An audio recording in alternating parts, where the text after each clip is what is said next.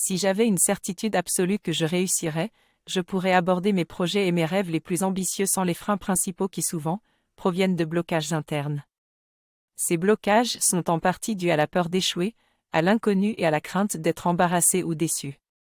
Il est donc essentiel de prendre la décision délibérée de croire en soi et dans sa capacité à atteindre ses objectifs, même si cela signifie sortir de sa zone de confort ou faire des choses qu'on n'a jamais faites auparavant. Pour cela, il faut cultiver un sentiment de droit éclairé vis-à-vis de ses aspirations et avoir une vision claire de ses priorités. Selon l'auteur à succès Hal Elrod et son livre « L'équation du miracle », il existe une méthode simple pour transformer un objectif possible en une certitude, et ainsi, réussir dans tous les domaines de sa vie. Dans notre vie quotidienne, nous sommes souvent découragés et en colère lorsque les choses ne se passent pas comme nous le voudrions. Cependant, cette résistance non seulement ne résout rien, mais génère de la douleur émotionnelle inutile. L'auteur suggère d'utiliser la règle des 5 minutes. Nous avons 5 minutes pour exprimer notre déception ou notre colère, puis nous devons reconnaître que résister est inutile et douloureux.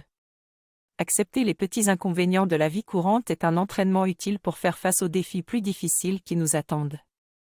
Lorsque nous poursuivons des objectifs, plutôt que de nous concentrer sur le résultat final, nous devons devenir la personne que nous souhaitons être, en acquérant de nouvelles compétences et en développant une attitude positive. Finalement, l'atteinte de l'objectif n'est pas aussi importante que la transformation intérieure que nous accomplissons en essayant. Pour réaliser nos objectifs, il est important de faire des efforts constants pour effectuer des actions qui nous rapprochent de nos objectifs, de sortir de notre zone de confort et de maintenir ces efforts sur une période prolongée, indépendamment des résultats intermédiaires. Pour atteindre mes objectifs, il faut que je m'engage dans un processus quotidien et constant. Je dois planifier et réserver du temps pour mon effort extraordinaire. Je ne dois pas me concentrer sur les résultats quotidiens qui peuvent être décevants, mais plutôt sur le processus qui me fera avancer vers mon objectif. Je peux m'engager publiquement pour m'assurer de maintenir ma discipline.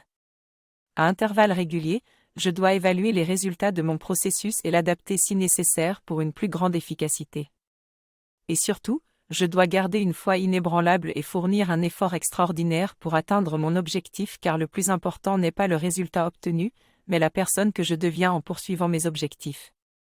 Je vais renforcer ma confiance en mes capacités à apprendre et maîtriser de nouvelles compétences. J'ai appris les 2 termes de l'équation du miracle selon Hal Elrod, avoir une foi inébranlable et mettre en œuvre un effort extraordinaire. Si je décide de suivre ces 2 principes pour atteindre mon objectif ou mon rêve, alors je suis sûr de l'atteindre.